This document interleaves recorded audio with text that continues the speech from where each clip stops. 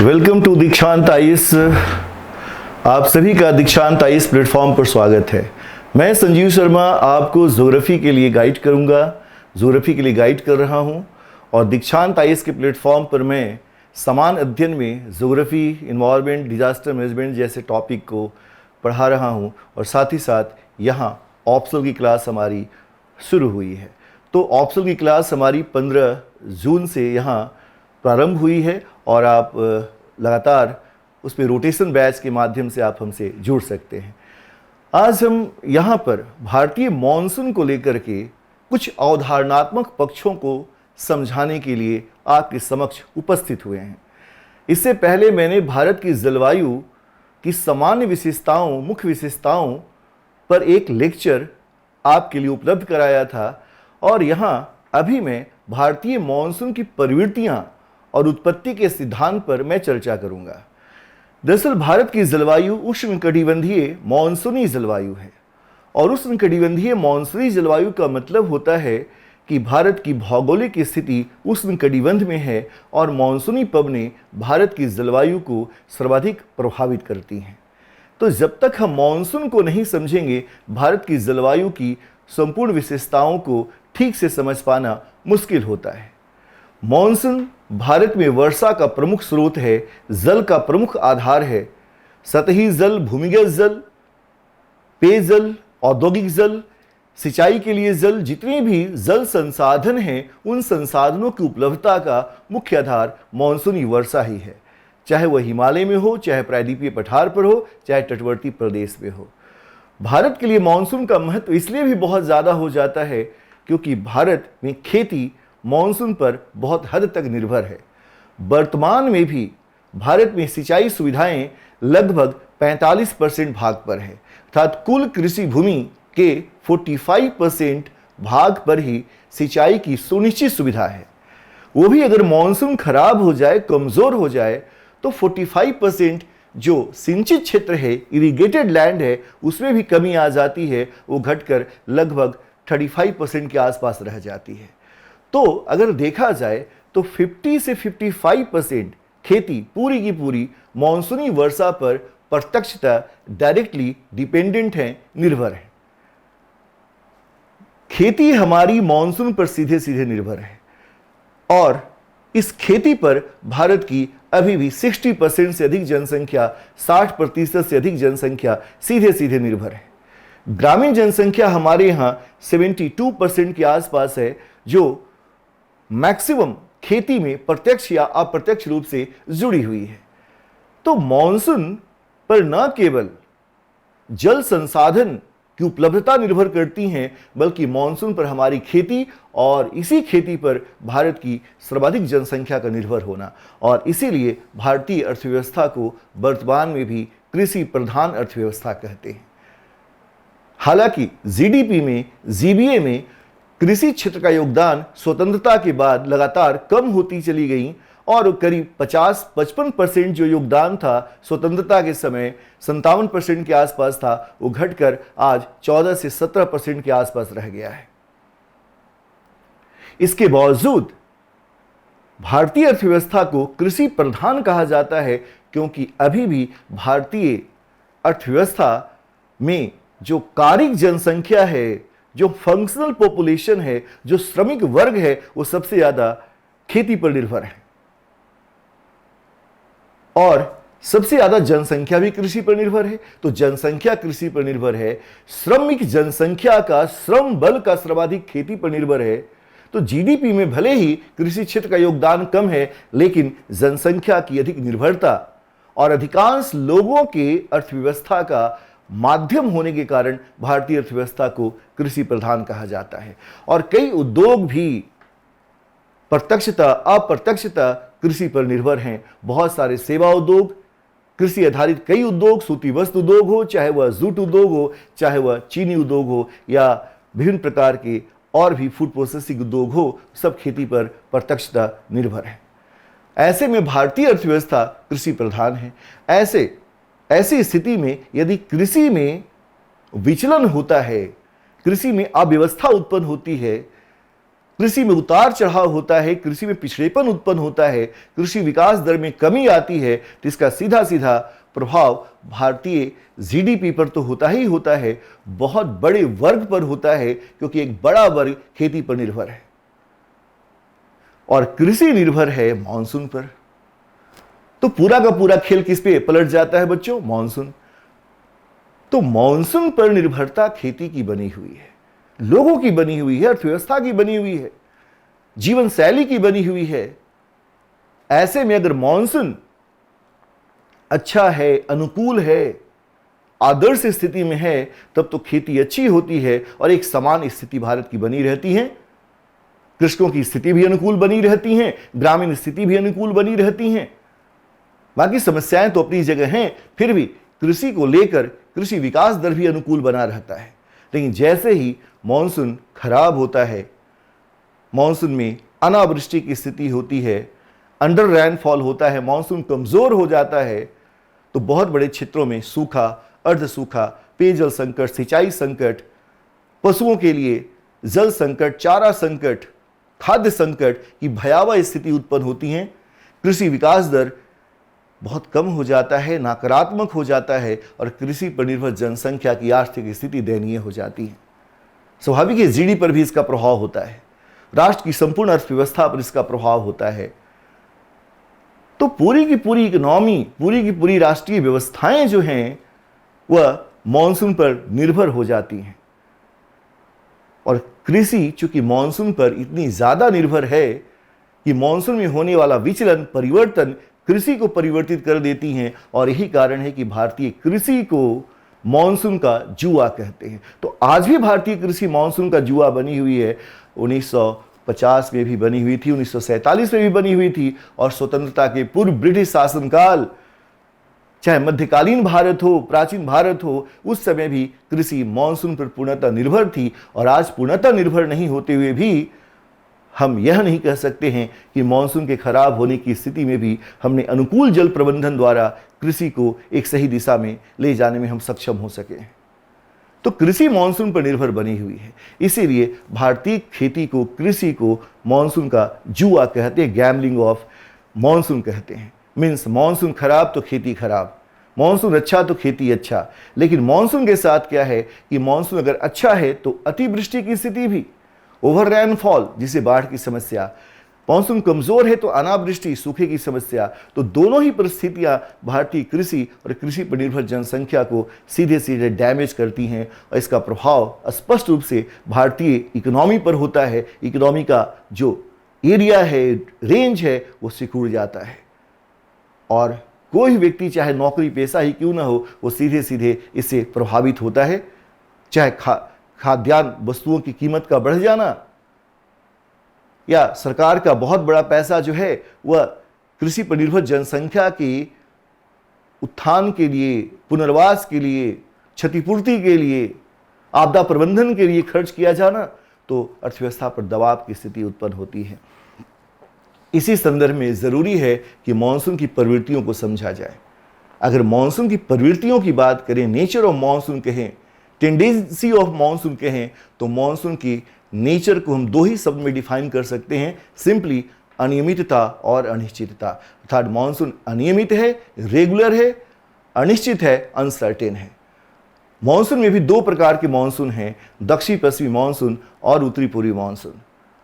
दो मानसून है, दक्षिण पश्चिमी मानसून और उत्तरी पूर्वी मानसून। दक्षिण पश्चिमी मानसून उत्पन्न होती है ग्रीष्मकालीन दशाओं में और लगभग संपूर्ण भारत में दक्षिण पश्चिमी मानसून से वर्षा होती है और इसी पर भारत की खरीफ फसल निर्भर करती है। पूरी की पूरी खरीफ की व्यवस्थाएं जो हैं वह दक्षिण पश्चिमी मानसून से होने वाली वर्षा पर निर्भर करती हैं। और आपको पता है कि भारत के अधिकांश क्षेत्रों में खरीफ फसल ही मुख्य फसल है, जिसमें चावल की खेती जीवन निर्वाह स्तर की होती है और चावल के साथ और भी कुछ खरीफ फसलों को उगाकर एक किसान, एक निम्न मध्यम वर्गीय किसान, एक निम्न किसान अपनी जीविका चलाने में सक्षम हो जाता है कि चलो भाई पेट भर भोजन तो हमें मिलता रहे। तो दक्षिण पश्चिमी मानसून ही मुख्य मानसून है, ग्रीष्मकालीन मानसून ही मुख्य मानसून है। लेकिन उत्तरी पूर्वी मानसून का भी महत्व है। उत्तरी पूर्वी मानसून शीतकाल में उत्पन्न होती हैं और वह दक्षिण भारत के पूर्वी तटीय भाग में कोरोमंडल तट पर वर्षा करती है। तो कोरोमंडल तट पर जहां दक्षिणी आंध्र प्रदेश और तमिलनाडु है, वहां उत्तरी पूर्वी मानसून से वर्षा होती है, जो शीतकालीन दशाओं में उत्पन्न होती है। उत्तरी पूर्वी मानसून में भी प्रवृत्तियों में भी परिवर्तन होते हैं, लेकिन वो राष्ट्रीय स्तर पर जीडीपी को या राष्ट्रीय स्तर पर बड़ी जनसंख्या को प्रभावित करने में सक्षम नहीं है। तो जब मानसून की अनियमितता और अनिश्चितता की बात करते हैं तो वह दक्षिणी पश्चिमी मानसून को लेकर ही है। तो अनियमितता अनिश्चितता, आखिर इसका मतलब क्या है? तो चलिए मानसूनी प्रवृत्तियों पे हम सीधे बात करते हैं। तो मानसून के प्रकार कहा जाए तो मानसून दो प्रकार के हैं, दक्षिणी पश्चिमी मानसून और दूसरा उत्तरी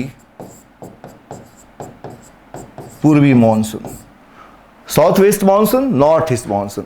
इस मानसून को हम कहते हैं ग्रीष्मकालीन मानसून, ग्रीष्मकाल में उत्पन्न होता है। इसे कहते हैं शीतकालीन मानसून, ये शीतकाल में उत्पन्न होता है। वर्षा की मात्रा और भारत में प्रभाव के संदर्भ में देखा जाए तो दक्षिण पश्चिमी मानसून ही मुख्य मानसून है,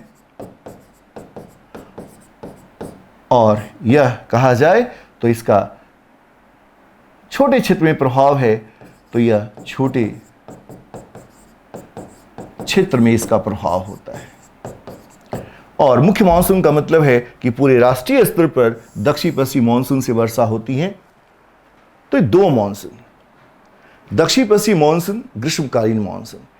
इस मानसून के आगमन का समय जो है वह सामान्यतः जून प्रथम सप्ताह, तो 1 से 5 जून तक दक्षिण पश्चिमी मानसून भारत में प्रवेश करने लगती है। और मुख्य भूमि में, भारत की मुख्य भूमि में दक्षिण पश्चिमी मानसून जून प्रथम सप्ताह में केरल तट पर प्रवेश करती है। और जब केरल तट पर दक्षिण पश्चिमी मानसून प्रवेश करती हैं तो हम कहते हैं कि मानसून का आगमन हो गया। Arrival of monsoon, monsoon arrive कर रहा है, मानसून का आगमन हो गया, मानसून का एंट्री हो गया, मानसून का प्रवेश हो गया। मानसून जो भारत में प्रवेश करती हैं वो बहुत साधारण तरीके से नहीं करती, बल्कि तीव्र विस्फोट के साथ, वर्षा के साथ, मूसलाधार वर्षा के साथ करती हैं। इसी को मानसून प्रस्फोट कहते हैं या विस्फोट कहते हैं, बर्स्टिंग ऑफ मानसून। तो नेचर है मानसून का पहला कि मानसून भारत में धीरे गति से नहीं आती, बर्स्टिंग के साथ आती है। पूरा का पूरा मूसलाधार वर्षा के साथ भारत में मानसून का आगमन होता है। तो जस्ट अगर हम देखें,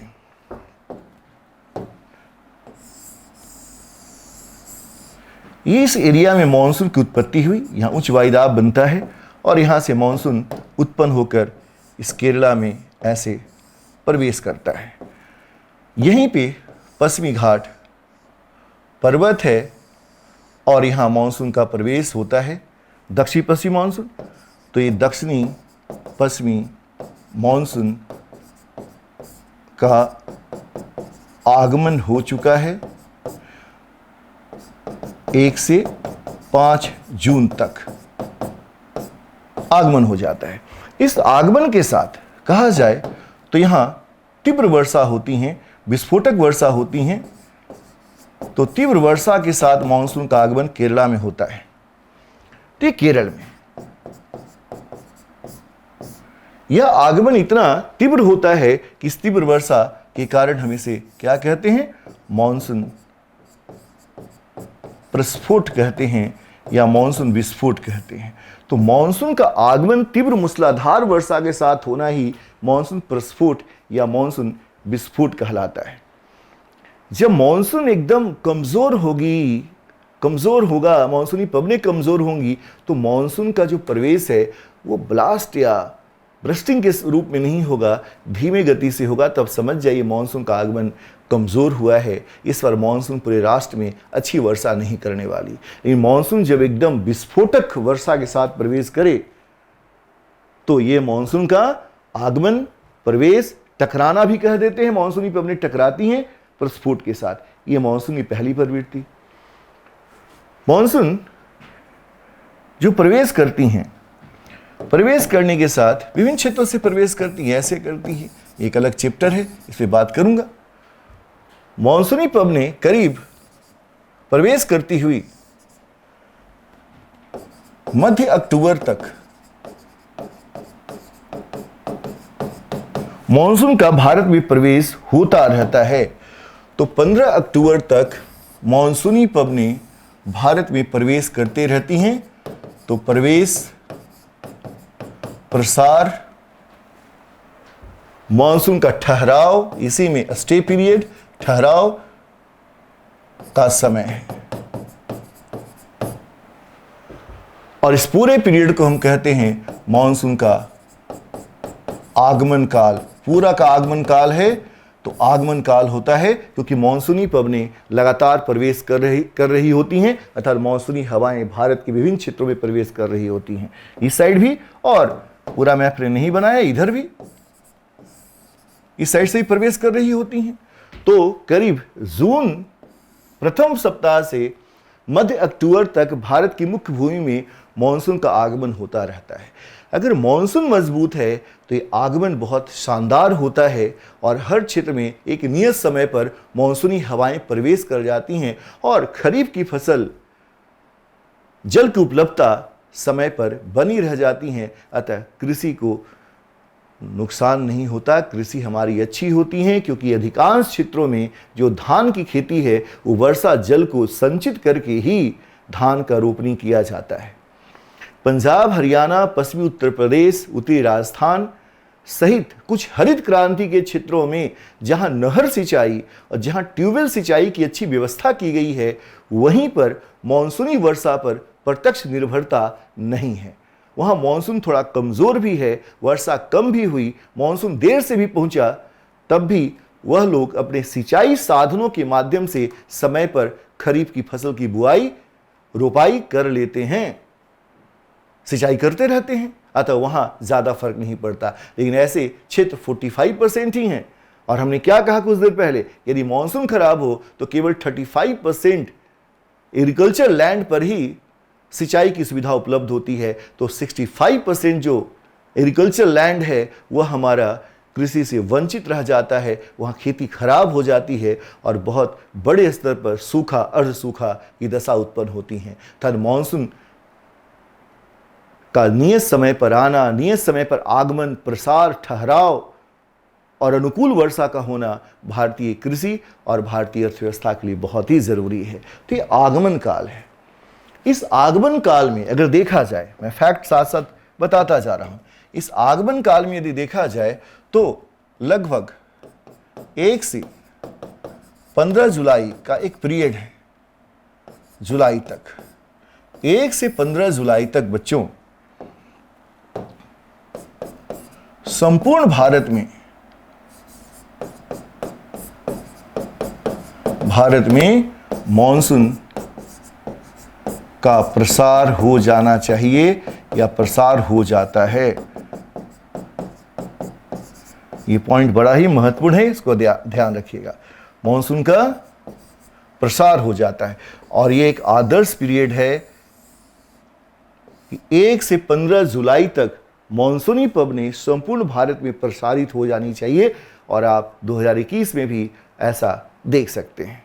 तो आप चेक कर सकते हैं कि 15 जुलाई तक आपके यहाँ मॉनसून से वर्षा हुई कि नहीं। आप चाहे जम्मू कश्मीर में रह रहे हो, चाहे आप कन्याकुमारी में रह रहे हो, चाहे आप अरुणाचल प्रदेश में हो, चाहे आप पश्चिमी राजस्थान में क्यों ना हो, गुजरात के पश्चिमी क्षेत्र में क्यों नहीं रह रहे हो, आप कहीं भी रह रहे हो, 15 जुलाई तक मॉनसून का वहाँ प्रवेश हो जाना चाहिए। यही आदर्श है। अगर नहीं हो रहा है तो आप समझिए कि मॉनसून खराब है, मॉनसून कमज़ोर है।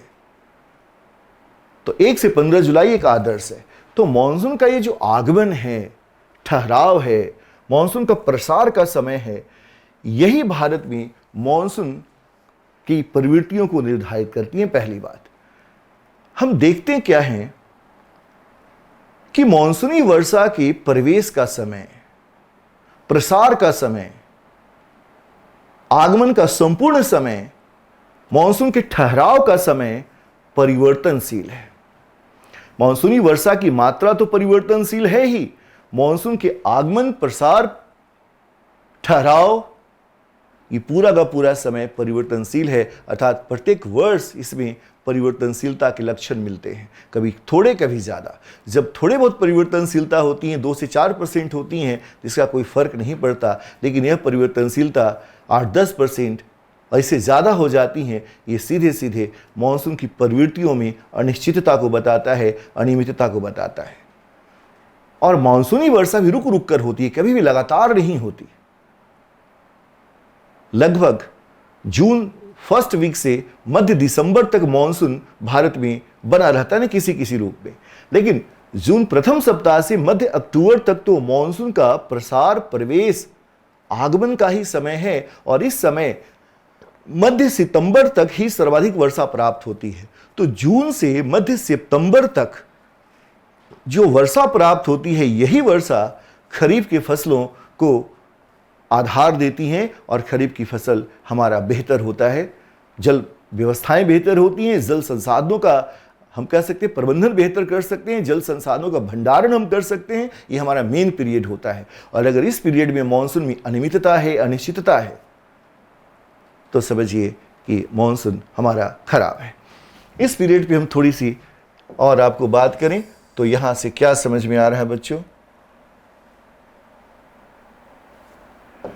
तो लक्षण क्या हो गया,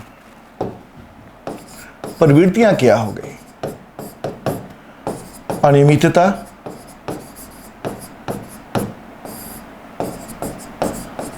अनिश्चितता, दो मुख्य प्रवृत्ति। खोलकर बोले तो आगमन काल, प्रसार काल, मॉनसून के ठहराव, कहीं स्टे कर रही है, स्टेइंग पीरियड, ठहराव काल, वर्षा की मात्रा में परिवर्तन होता रहता है, परिवर्तनशीलता पाई जाती है। यह मॉनसून की प्रवृत्तियों को बताता है। फर्स्ट, प्रवृत्ति में एक और भी है कि मॉनसूनी वर्षा लगातार नहीं होकर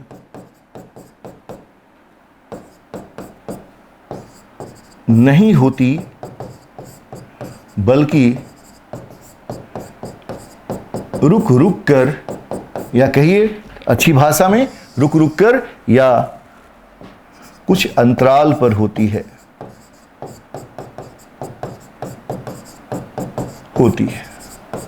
यहीं पे कॉन्सेप्ट आता है अंतराल या मॉनसून गैप। ये मॉनसून गैप कहलाती हैं। क्या हमने कहा, मॉनसूनी वर्षा मान लो जून में शुरू हुई, तो जून से लेकर मध्य अक्टूबर तक लगातार मॉनसूनी हवाएं वर्षा नहीं करती। ये वर्षा रुक रुक कर होती है। एक सप्ताह बारिश हुई, एक सप्ताह नहीं हुई, 15 दिन नहीं हुई, कई बार 20 दिन नहीं हुई, महीनों नहीं हुई, कई बार 20 दिन बारिश हुई, 1 महीने, 1.5 महीने, 2 महीने से वर्षा ही नहीं हुई, कभी 2 दिन बारिश हुई, फिर 1 सप्ताह वर्षा नहीं हुई। तो मॉनसूनी वर्षा लगातार नहीं होकर कुछ अंतराल पर होती रहती हैं, और इसका संबंध मॉनसून की उत्पत्ति के सिद्धांतों से है।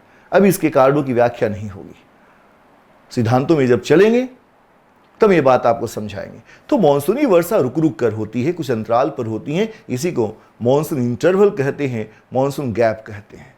तो ये भी मॉनसून की प्रवृत्तियां हैं कि मॉनसून में गैप होता है, वो लगातार नहीं होती, क्योंकि मॉनसूनी पवनें उत्पन्न होती हैं, प्रवेश करती हैं, फिर दूसरी मॉनसूनी पवनें फिर से उत्पन्न होती हैं, फिर प्रवेश करती हैं। तो मॉनसूनी पवनें लगातार उत्पन्न होकर प्रवेश 6 महीने या 4 महीने या 2.5 महीने नहीं करती रहती। तो ये मॉनसून गैप, अगर ये गैप बड़ा हो जाता है, कई बार 2-2, 2.5 महीने कुछ कुछ क्षेत्रों में ये गैप बन जाता है। अगर गैप बड़ा हो गया, आपने खरीफ की फसल लगाई, 2-2.5 महीने गैप हो गया, आपकी फसल पूरी की पूरी सिंचाई पर निर्भर है ही नहीं, सिंचाई साधन है ही नहीं, आप निर्भर हैं किस पर? आप निर्भर हैं मॉनसूनी वर्षा पर। और 2-2.5 महीने मॉनसूनी वर्षा नहीं हुई, जब नहीं हुई तो 2-2.5 महीने का गैप क्या करेगा? लगाई हुई फसल सूख जाती हैं, पीली पड़ जाती हैं, समाप्त हो जाती हैं, कृषक नुकसान में चला जाता है, खेती हमारी खराब हो गई, जो निवेश किया वो भी डूब गया, किसानों की आर्थिक स्थिति बहुत दयनीय हो गई, और ये एक तरह से आपदा का रूप ले लेता है।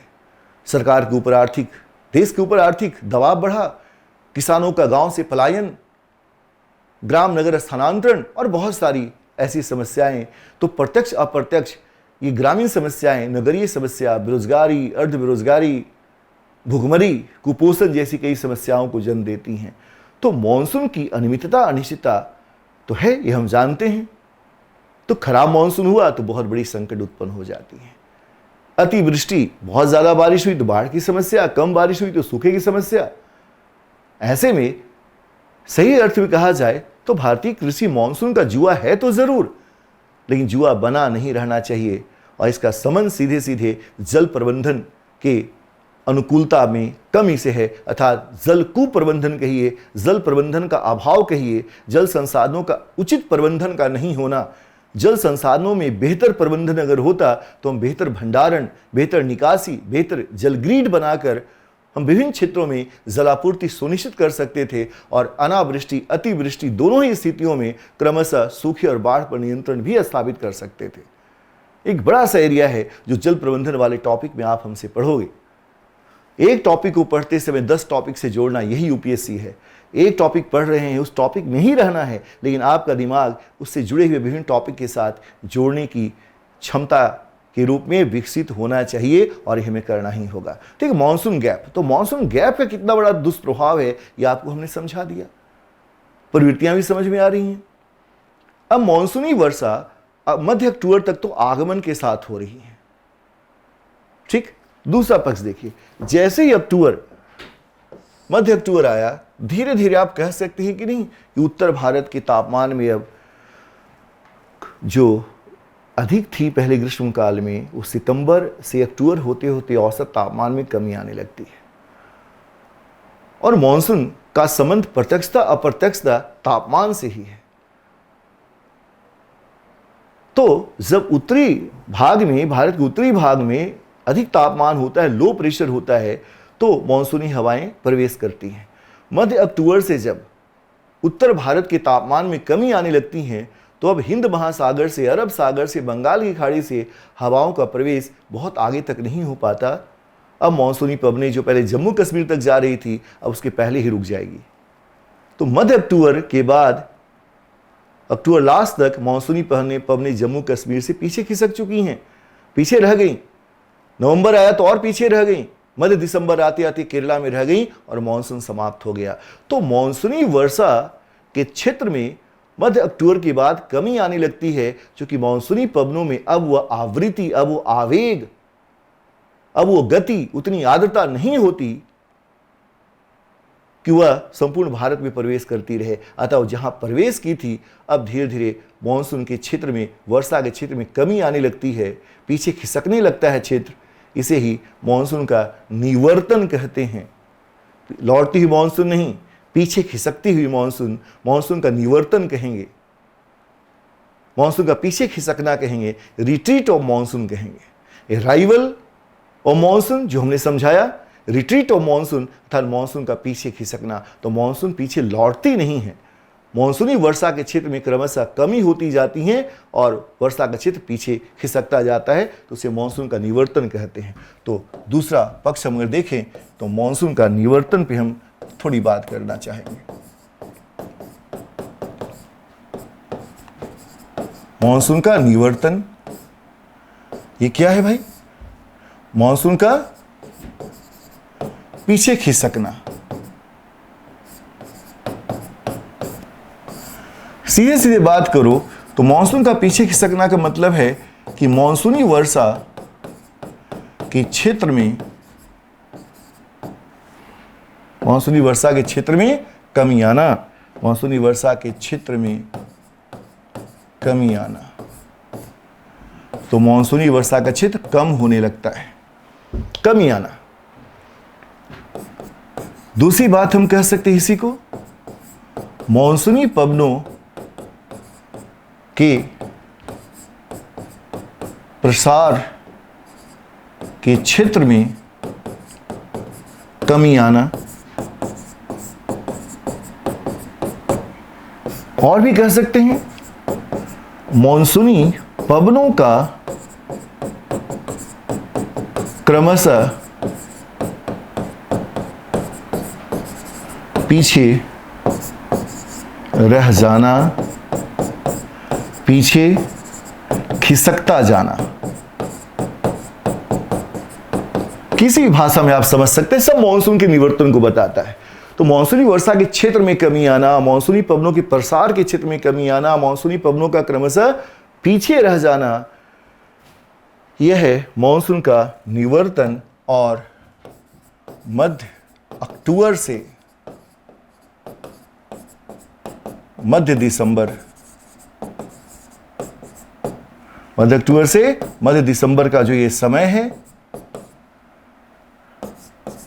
यह है मानसून का निवर्तन काल। ये निवर्तन काल कहलाती हैं, अर्थात इस समय मानसून पीछे खिसकता जाता है और अंत में मध्य दिसंबर में जाकर मानसून भारत के विभिन्न क्षेत्रों से समाप्त हो जाता है। दक्षिणी पश्चिमी मानसून मध्य दिसंबर तक अपने अस्तित्व में बना रहता है, तब यह कहाँ रह जाएगा? केरला में। खिसकते खिसकते जहां से प्रवेश किया है वहीं अंत में रह जाएगा। इसका मतलब यह है कि सबसे पहले जहां मानसून प्रवेश करती हैं, सबसे अंत तक वहीं वर्षा करती हैं। और जहां सबसे अंत में मानसून का प्रवेश होता है जम्मू कश्मीर में, तो सबसे पहले मानसून का निवर्तन, पीछे खिसकना वहीं होता है। अर्थात मानसूनी वर्षा के ठहराव का समय सबसे अधिक कहां होगा? जहां मानसून प्रवेश करती हैं। मानसूनी वर्षा के ठहराव का सबसे कम समय कहां होगा? जहां मानसूनी पवनें सबसे अंत में प्रवेश करती हैं। तो ये भी मानसून की प्रवृत्तियां हैं।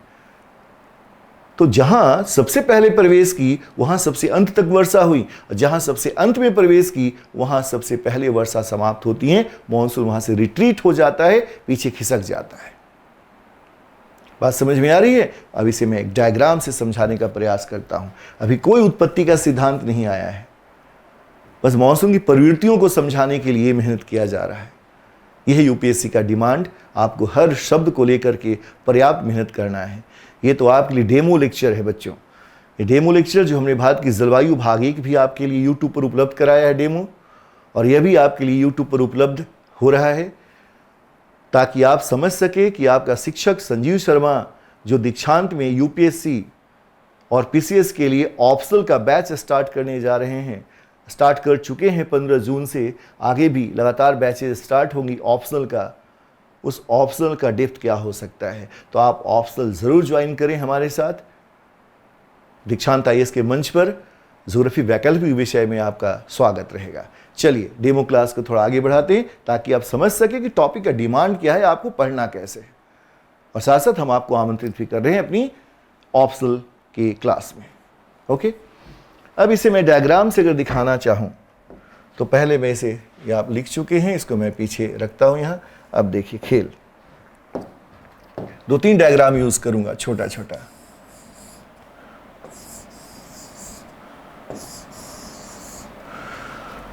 ठीक, ये हमने दिखाया 15 अक्टूबर, मध्य अक्टूबर, मध्य बोल दीजिए, लगभग 15 अक्टूबर, अक्टूबर लास्ट, अंतिम अक्टूबर।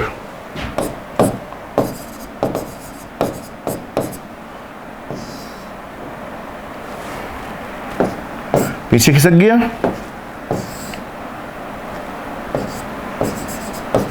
नवंबर,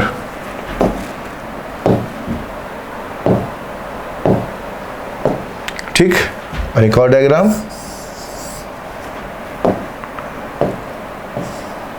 दिसंबर,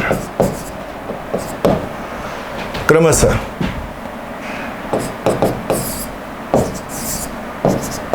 थ्री फोर। यह है मानसून का निवर्तन। पहले फिगर में मानसूनी हवाएं कहां भाई? जम्मू कश्मीर तक प्रवेश कर गई। अब देखिए पीछे रह गई, ये इस एरिया से पीछे खिसक चुकी हैं, अब यहाँ रह गई। अब इस एरिया से भी खिसक चुकी हैं, इस एरिया से भी खिसक चुकी हैं, और पीछे रह गई, इस एरिया से खिसक गई, इस एरिया से खिसक गई, इस एरिया से खिसक गई। यह है मानसून का निवर्तन। अभी यहाँ तक थी और खिसकती चली गई, समय नहीं, इस एरिया से खिसक चुकी हैं। तो यह है मानसून का निवर्तन। तो निवर्तन अचानक नहीं होता, क्रमिक प्रक्रिया है, इसका एक समय है जो मध्य अक्टूबर से मध्य दिसंबर तक। अब मॉनसून जितना प्रसारित होगा, उसका आगमन जितना शानदार होगा, जितना मजबूत मॉनसून होगा, उसका निवर्तन भी तो उसी हिसाब से होगा। अगर मॉनसून प्रवेश ही किया है कमजोर, पूरे भारत में फैला ही नहीं है, प्रसारित ही नहीं हुआ है, तो उसका निवर्तन कम समय में हो जाएगा। अगर वो कम समय में निवर्तन हो गया तो मॉनसून भारत में बहुत बड़े क्षेत्रों में वर्षा नहीं कर पाएगी। मजबूत मॉनसून में मॉनसून का प्रसार, मॉनसून का ठहराव भारत के विभिन्न क्षेत्रों में अधिक समय तक होगा, तो निवर्तन भी धीरे धीरे होगा। आप जितना प्रसारित होंगे, आपको समाप्त होने में भी उतना ही समय लगेगा और आप समाप्त होते होते भी पर्याप्त वर्षा कर जाएंगे। अर्थात मध्य अक्टूबर में भी दिल्ली में मॉनसून से वर्षा हो सकती है, यह है मॉनसून की प्रवृत्ति। जम्मू कश्मीर में भी मध्य दिसंबर में मॉनसूनी वर्षा हो सकती है, समझ रहे हैं। और मध्य दिसंबर में केरला में भी मॉनसूनी वर्षा हो सकती है। यही है मॉनसून का निवर्तन। तो आगमन, निवर्तन, यहां कुछ भी लौटती हुई मॉनसून का कॉन्सेप्ट नहीं है। अभी मैं समझाऊंगा कि लौटती मॉनसून की प्रवृत्तियों के बारे में जो भ्रम है किताबों में, वो रॉन्ग है। मॉनसून लौटता नहीं है, मॉनसून का आगमन होता है, पीछे खिसकता है, निवर्तन होता है। और निवर्तन का मतलब क्या हुआ कि वर्षा के क्षेत्र में क्रमिक रूप से कमी आना। समझना होगा यूपीएससी के विद्यार्थियों को, पीसीएस के विद्यार्थियों को। अगर आप संघ और राज्य लोक सेवा आयोग के परीक्षा में बेहतर नंबर लाना चाहते हैं तो आपको विषय का अध्ययन एक ऐसे तरीके से करना होगा जहां बेहतर कॉन्सेप्ट हो, कंफ्यूजन नहीं हो और हर बात, हर तथ्य का स्पष्ट वैज्ञानिक स्पष्टीकरण हो, प्रमाणिक स्पष्टीकरण हो। वह मैं आपको दूंगा। मेरे साथ जुड़िए, मेरे साथ बने रहिए। आपने निवर्तन को कभी इस तरह से अगर सोचा होगा तो बड़ी अच्छी बात है, और नहीं सोचा है तो मेरे साथ सोचना शुरू कर दीजिए। मॉनसून के आगमन को मेरी तरह से सोचा होगा तो अच्छी बात है, नहीं तो मेरे साथ सोचिए। यहाँ केवल मॉनसून नहीं, मॉनसून के साथ पूरी इकोनॉमी, पूरी व्यवस्थाएं, आपदाओं का भी की भी समझ धीरे धीरे बननी शुरू हो जाती है। तो मॉनसून की अनियमितता, अनिश्चितता एक व्यापक शब्दावली है कि ग्रीष्मकालीन मॉनसून में अनियमितता है, अनिश्चितता है, और मॉनसून कभी समय पर, मॉनसून कभी समय से पहले आता है और समय से पहले समाप्त हो जाता है। मॉनसून समय पर आता है, समय से पहले समाप्त हो जाता है। मॉनसून कई बार समय से आता है और पूरा का पूरा आदर्श दशा में मध्य अक्टूबर तक आगमन होता रहता है और मध्य दिसंबर तक वह केरला में बना रहता है। तो मॉनसून के आगमन, निवर्तन, ठहराव, प्रसार की विभिन्न अवधि में एक संतुलन, एक स्टेबिलिटी, एक स्थिरता नहीं पाई जाती। इससे परिवर्तनशीलता है और इसी कारण भारतीय मॉनसून को, या भारतीय मॉनसून जो है वो कृषि को अस्थिर बनाए रखती है। लेकिन क्या केवल मॉनसून की अस्थिरता ही कृषि की अस्थिरता का कारण है? अब यहां से एग्रीकल्चर से जुड़ जाएगा ये टॉपिक कि यह जल प्रबंधन के अभाव से जुड़ी हुई है। मॉनसून में मैक्सिमम परिवर्तनशीलता है जो 7 से 8% और मैक्सिमम 20% तक हुई हैं। 20% मैक्सिमम चेंजेस हुई हैं मॉनसूनी प्रवृत्तियों में या मॉनसूनी वर्षा की मात्रा में। तो 7-8% से 20% के चेंज होने के बाद, परिवर्तन के बाद, यदि भारत में इतने बड़े पैमाने पर पेयजल संकट, सूखा संकट आ जाए तो इसका मतलब हमने बेहतर जल प्रबंधन नहीं किया। वर्षा जल प्रबंधन, नदी जल प्रबंधन, सतही जल प्रबंधन, भूमिगत जल प्रबंधन, हिमयुक्त जल का प्रबंधन, हमें हर तरह से जल प्रबंधन करना होगा ताकि मॉनसून पर जो कृषि की निर्भरता है उसको प्रत्यक्ष नहीं रहने दे। प्रत्यक्ष निर्भरता ही गलत है। मॉनसून पे तो निर्भर वो क्षेत्र भी हैं जहां सिंचाई की सुविधाएं हैं, लेकिन प्रत्यक्ष निर्भर का मतलब हुआ कि वर्षा के जल को हम खेतों में संचित करके खेती कर रहे हैं। परोक्ष निर्भरता हुआ कि वर्षा के जल को तालाब में, बांध में भूमिगत जल के रूप में संचित किया और नहर के माध्यम से, ट्यूबवेल के माध्यम से, कुआं के माध्यम से हमने खेती की। निर्भरता तो वहां भी है, लेकिन तब वहां प्रबंधन के साथ निर्भरता है। और यदि हम वर्षा जल पे सीधे सीधे खेती करते हैं तो यह कुप्रबंधन है। जल प्रबंधन का अभाव के साथ खेती करना हुआ, अभाव के साथ निर्भरता हुई। तो प्रबंधन के अभाव के साथ निर्भरता वही हमें कमजोर करता है। किसी पर निर्भरता हमें कमजोर नहीं करता। सब कुछ एक दूसरे पर निर्भर है। हम आप पर, आप हम पर निर्भर हैं, इसे प्रबंधन नहीं हो, कुशलता नहीं हो, स्किल नहीं हो, तब यह निर्भरता हमें कमज़ोर कर देती है, हमें बर्बाद कर सकती है। भारतीय कृषि मॉनसून से इसी प्रकार जुड़ी है। तो जुआ तो कहते हैं, लेकिन क्या भारतीय कृषि को मॉनसून का जुआ बने रहने देना चाहिए? नहीं देना चाहिए। और क्या करना होगा? बेहतरीन जल प्रबंधन। तो मॉनसून की अनियमितता, अनिश्चितता के साथ इतनी बातें जुड़ी हुई है। तो आपने कई शब्दों को मानसूनी प्रवृत्तियों के संदर्भ में समझा। दूसरा कॉन्सेप्ट समझाता हूं उत्तरी पूर्वी मानसून को लेकर के। अब देखिए उत्तरी पूर्वी मानसून क्या है।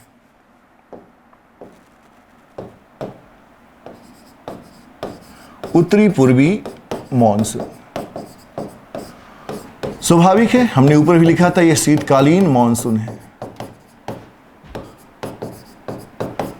ये शीतकालीन मानसून है, विंटर मानसून है, और इसका समय है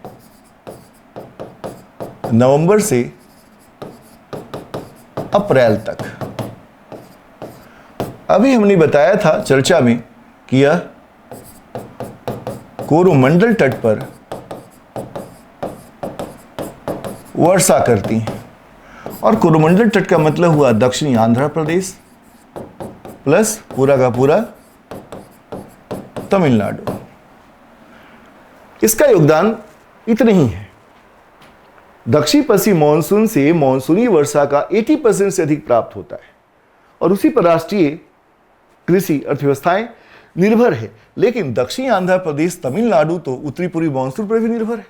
अगर दो राज्य, एक संपूर्ण और दूसरा राज्य बहुत हद तक उत्तरी पूर्वी मानसून पर निर्भर है, तो आप उत्तरी पूर्वी मानसून को भी नज़रअंदाज नहीं कर सकते। क्योंकि आपको पता होगा शायद कि तमिलनाडु का जो 80% वर्षा है, कि 80% वर्षा नॉर्थ ईस्ट मानसून से प्राप्त होती है। इसका मतलब तमिलनाडु के लिए तो उत्तरी पूर्वी मानसून ही मुख्य मानसून है। संपूर्ण भारत के लिए मुख्य मानसून दक्षिण पश्चिम मानसून है, लेकिन तमिलनाडु के लिए उत्तरी पूर्वी मानसून ही मुख्य मानसून है। अतः यहां इसकी प्रवृत्तियां भी अनुकूल होनी चाहिए। अब देखिए, फैक्ट की बात करूं तो इसे नॉर्थ ईस्ट मानसून को लौटती हुई मानसून पढ़ा होगा, लौटती हुई मानसून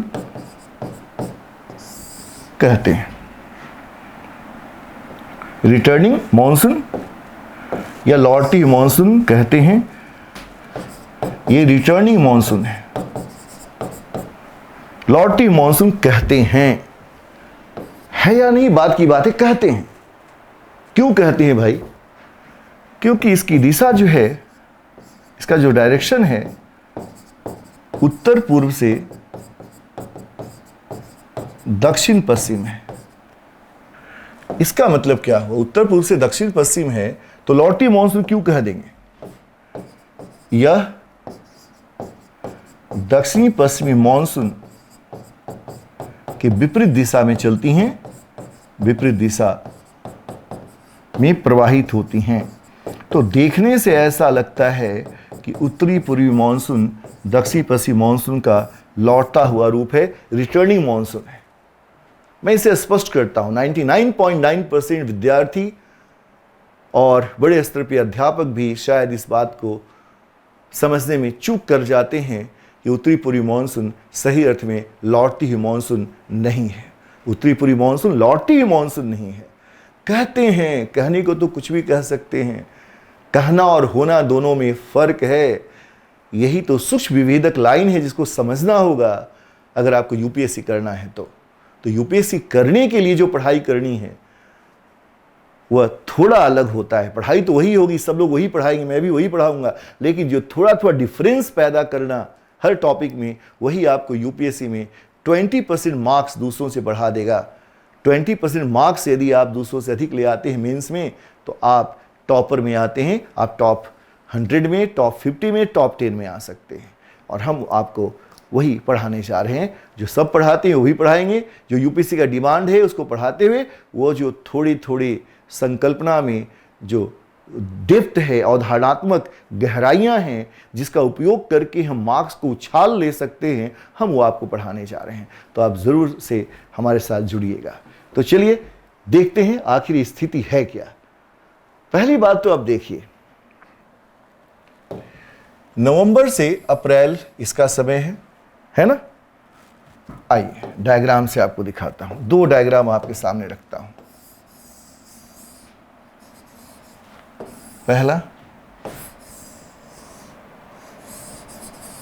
दूसरा। पहला डायग्राम है जिसमें हम दक्षिण पश्चिम मानसून बनाएंगे, अर्थात ये ग्रीष्मकाल, ये ग्रीष्मकाल की स्थिति, और यह शीतकाल, दोनों एक साथ हमारे साथ देखिए। बहुत सिंपली अभी समझाता हूं, थ्योरी तो अलग से पढ़ेंगे हम लोग। ग्रीष्मकाल का मतलब हुआ सूर्य उत्तरायण, और ये सन है, एस फोर सन, कर्क रेखा पर लंबवत होंगे 23.5 डिग्री। लिख देता हूं ताकि आपको कंफ्यूजन ना हो। और यह है हिमालय ले लिया। हिमालय से क्या होता है कि हम भारत की उत्तरी सीमा का निर्धारण लगभग कर लेते हैं, और पूरा इंडिया का कंप्लीट मैप बनाए भी हम इंडिया को दिखा सकते हैं। तो हिमालय को दिखा दिया, ठीक है ना। हिमालय आ गया, ऐसे थोड़ा और ऐसे कर दीजिए, हिमालय। सूर्य का जब उत्तरायण होता है तो यहाँ गर्म होने के कारण यहाँ बनता है लो प्रेशर, पूरा प्रदेश गर्म हो जाता है, और दक्षिण महासागरों में, हिंद महासागर, अरब सागर, बंगाली खाड़ी में बनता है हाई प्रेशर। ठीक यहाँ पे आइए, साथ साथ चलते हैं। शीतकाल का मतलब है सूर्य भारत से दक्षिण की ओर चला गया, तो लो प्रेशर का एरिया कहाँ बन जाएगा, यहाँ बन जाएगा, और हाई प्रेशर का एरिया कहाँ बन जाएगा, यहाँ बन जाएगा, चूंकि उत्तर भारत ठंडी हो चुकी है। तो लो प्रेशर हाई प्रेशर का एरिया रिवर्स हो गया, चेंज हो गया, ठीक है। दोनों का एरिया बदल चुका है। लो प्रेशर जहां ग्रीष्मकाल में था वहां हाई प्रेशर बन गया शीतकाल में, और जहां सागरों पर हाई प्रेशर था ग्रीष्मकाल में, वहां लो प्रेशर बन गया। अब हवाएं हाई प्रेशर से लो प्रेशर की ओर चलती हैं, और यही है दक्षिणी पश्चिमी मॉनसून, ठीक। यहां हवाएं इस लो से, इस हाई से सागर की ओर चलेंगी, क्योंकि सागरों में लो प्रेशर होता है, और भी कुछ कारण है, उत्पत्ति के सिद्धांत में समझाऊंगा। यहां जो बंगाली खाड़ी में गई, बंगाल की खाड़ी में जाते हुए यह दक्षिण के लो प्रेशर की ओर जाने का प्रयास करती हैं, और इसी क्रम में यह आर्द्रता ग्रहण करती हैं, आर्द्रता प्राप्त करती हैं। ये तो पूरी की पूरी आर्द्र ही होगी, क्योंकि ये समुद्र से ही उत्पन्न हो रही हैं। आर्द्रता ग्रहण करती हैं, और पृथ्वी के घूर्णन के कारण उत्पन्न विक्षेप बल के कारण ये मुड़ने लगती हैं, और मुड़ते हुए यह नीचे की ओर आती हैं, और भारत में यह जो कोरोमंडल तट है, कोरोमंडल तट पर प्रवेश करती हैं। नीचे श्रीलंका में भी जाती हैं, लेकिन भारत में कोरोमंडल तट पर प्रवेश करती हैं, और इसे ही हम कहते हैं उत्तरी पूर्वी मॉनसून। ये उत्तरी पूर्वी मॉनसून पूरा लिख लें आप, उत्तरी पूर्वी मॉनसून। अब अगर आप देखें डायरेक्शन, तो इसका डायरेक्शन ऐसे दिख रहा है, और इसका डायरेक्शन ऐसे दिख रहा है। दोनों का डायरेक्शन एक दूसरे से अपोजिट है। इसकी दिशा क्या हो गई, देख रहे हैं, साउथ वेस्ट नॉर्थ ईस्ट। इसकी दिशा क्या हो गई, north east south west. Direction change हुआ। इस आधार पर उत्तरी पूर्वी मॉनसून को कह देते हैं लौटती हुई मॉनसून कह दिया जाता है, लेकिन दोनों अलग अलग मॉनसून है। उत्तरी पूर्वी मॉनसून स्वतंत्र मॉनसून है, दक्षिण पश्चिम मॉनसून स्वतंत्र मॉनसून है। उत्तरी पूर्वी मॉनसून लौटती हुई मॉनसून नहीं होती, क्योंकि लौटती हुई तब कहते हैं जब एक मॉनसून समाप्त हो जाए और दूसरा मॉनसून शुरू हो जाए। आप देखिए, मध्य अक्टूबर टू मध्य दिसंबर दक्षिण पश्चिमी मानसून बनी हुई है। तो अगर मध्य अक्टूबर को हम हटा दें, हम कॉमन ले लें, तो हम क्या देखते हैं कि नवंबर टू मध्य दिसंबर दक्षिण पश्चिमी मानसून बनी हुई है, अर्थात ये पहली मानसून बनी हुई है। दूसरा देखिए पॉइंट, नवंबर से अप्रैल तक उत्तरी पूर्वी मानसून है, इसका समय क्या हो गया, नवंबर टू अप्रैल, इसका समय कहां हो गया, जून टू मिड दिसंबर। देख रहे हैं। अब आप देखिए कॉमन समय, नवंबर से मध्य दिसंबर दक्षिण पश्चिमी मानसून ही भी है, और नवंबर टू मिड दिसंबर, मध्य दिसंबर, मध्य लिखता हूं, मध्य दिसंबर।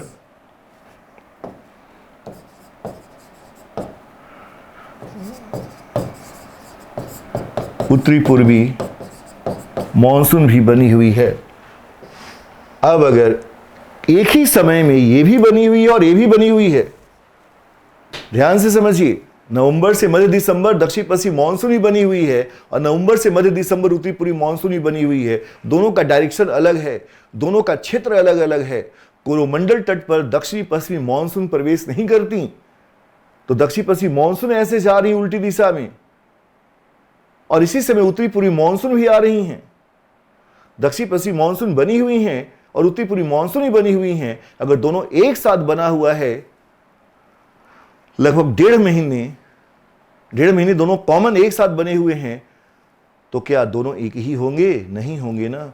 क्या दूसरा पहले का लौटता हुआ रूप होगा? नहीं होगा ना। दूसरा लौटता हुआ रूप तब होता ना जब पहला समाप्त हो चुका होता, उसकी जगह दूसरी पवन उत्पन्न होती। इसलिए मैं तो मॉनसून की परिभाषा को भी चुनौती देता हूं। मॉनसून सही अर्थ में सामयिक उत्क्रमण वाली पवन नहीं है। आप समझना, अभी तो एक झलक है, डेमो क्लास है। मॉनसून जो है वह उत्क्रमण वाली पवन नहीं, आवर्ती परिवर्तन वाली पवन नहीं है। एक ही पवन का परिवर्तन नहीं है मॉनसून, एक ही पवन का उल्टा हो जाना नहीं है, एक ही पवन का उत्क्रमण हो जाना नहीं है, बल्कि मॉनसून एक ऐसी व्यापक प्रभाव वाली पवन है जिसकी उत्पत्ति ऋतु विशेष में होती है। ग्रीष्म काल में यह दक्षिण पश्चिम से उत्तर पूर्व की ओर और शीतकाल में उत्तर पूर्व से दक्षिण पश्चिम की ओर चलने वाली पवन को मॉनसूनी पवन कहते हैं। यह ऋत्विक पवन है। हर ऋतु में, दोनों ऋतु में पवन की दिशा अलग अलग होती हैं, लेकिन दोनों ऋतु के बीच कुछ कॉमन पीरियड ऐसा है जब दोनों पवनें बनी हुई हैं और दोनों का डायरेक्शन अलग अलग है। तो क्या एक पवन दूसरे पवन का लौटता हुआ रूप कहा जा सकता? एकदम नहीं। यूपीएससी में यह सवाल अभी बचा हुआ है, पूछा जाएगा। तो प्रवृत्तियों को समझने में भी हम रट तो लेते हैं कि उत्तरी पूर्वी मानसून को लौटती हुई मानसून कहते हैं, लेकिन उत्तरी पूर्वी मानसून लौटती हुई मानसून नहीं है। दोनों अगर कहा जाए, मैं यहाँ पे अगर पॉइंट लूँ बच्चों, तो दोनों अलग अलग मानसून हैं। तो निष्कर्ष क्या निकला? दोनों स्वतंत्र मानसून हैं। मैं इसको निष्कर्ष को ढंग से लिख रहा हूं, ऊपर इसको संक्षिप्त करता हूं थोड़ा। निष्कर्ष ये निकला,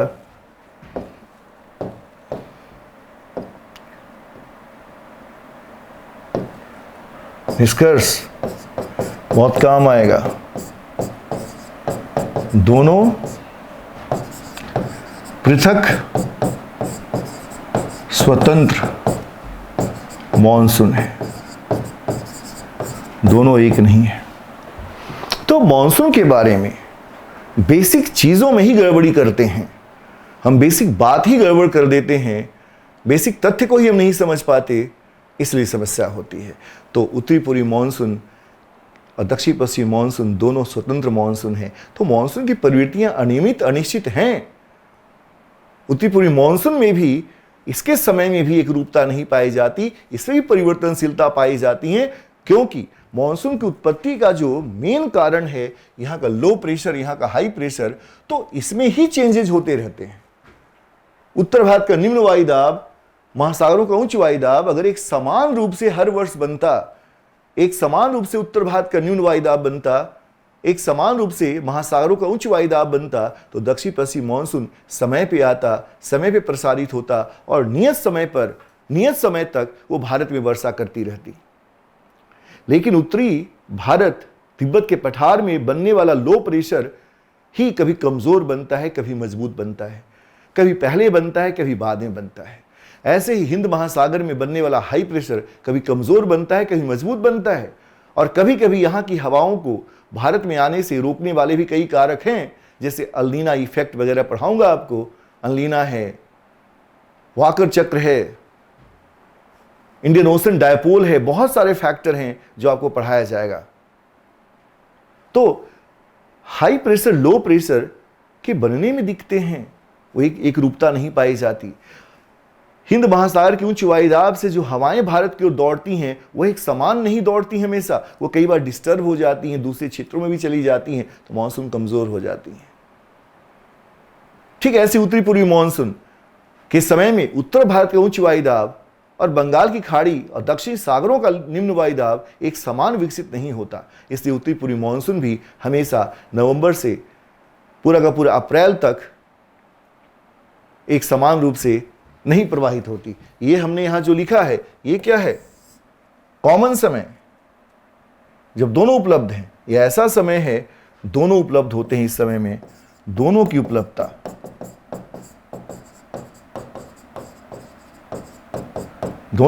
होती है कॉमन समय में। तो इस समय इसकी स्थिति में परिवर्तन होता रहता है। उत्तरी पूर्वी मानसून भी कभी नवंबर में समय पर उत्पन्न हो गया, कभी अप्रैल तक वर्षा हुई, कभी फरवरी मार्च तक ही वर्षा होकर समाप्त हो गई। वर्षा कभी कम हुई, कभी अधिक हुई। इससे भी कभी अतिवृष्टि हो जाती है, बाढ़ की दशा उत्पन्न हो जाती है, जैसे चेन्नई में बाढ़ की स्थिति उत्पन्न हो गई थी। तो मॉनसूनी प्रवृत्तियां अनियमित है, अनिश्चित है, और इन प्रवृत्तियों को निर्धारित करने वाले बहुत सारे कारक हैं। उन कारकों में पहले तो मॉनसून की उत्पत्ति से संबंधित जो कारक हैं वही आधारभूत है, बेसिक फैक्टर हैं। आखिर मॉनसून की उत्पत्ति को कौन कौन से कारक प्रभावित करते हैं? जितने कारक मॉनसून की उत्पत्ति को प्रभावित करते हैं वह कारक ही यदि परिवर्तनशील हो तो मॉनसून भी परिवर्तनशील होगा। जैसे पूर्वी जेट स्ट्रीम, पछुआ जेट स्ट्रीम मॉनसून की उत्पत्ति के मुख्य आधारभूत कारक हैं। आईटीसी जेट, तो आईटीसी जेट, पछुआ जेट और मुख्यतः पूर्वी जेट, अगर इन्हीं में परिवर्तनशीलता पाई जाएगी तो मॉनसून भी परिवर्तनशील होगा। साथ ही साथ मॉनसूनी वर्षा को कई अन्य कारक प्रभावित करते हैं। नेक्स्ट लेक्चर में आपको मिलेगा अन्य कारक प्रभावित करते हैं, जैसे अल्नीना, लानीना, हेडली चक्र, वाकर चक्र,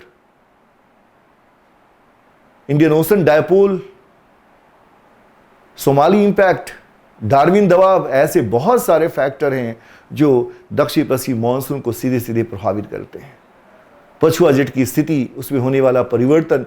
तो हम सभी कारकों के साथ मानसून की उत्पत्ति और मानसून को प्रभावित करने वाले जितने फैक्टर हैं, अगर सबका एनालिसिस करें, सब कुछ समझने का प्रयास करें, फिर मानसून का जो पूर्व आकलन करने की जो विधि है भारतीय मौसम विज्ञान संस्थान का उपग्रही अध्ययनों को आधार बनाएं, 3 डायमेंशनल मैपिंग के माध्यम से यदि हम वायुमंडल, समुद्र की सतह और विभिन्न क्षेत्रों के तापमान, वायुदाब, जेट स्ट्रीम की दशाओं का अध्ययन करें, अल्नीना का अध्ययन करें विभिन्न वर्षों में, तब हम मानसून का आकलन भी सही कर पाएंगे और मानसून को प्रभावित करने वाले कारकों की भी सही व्याख्या कर पाएंगे।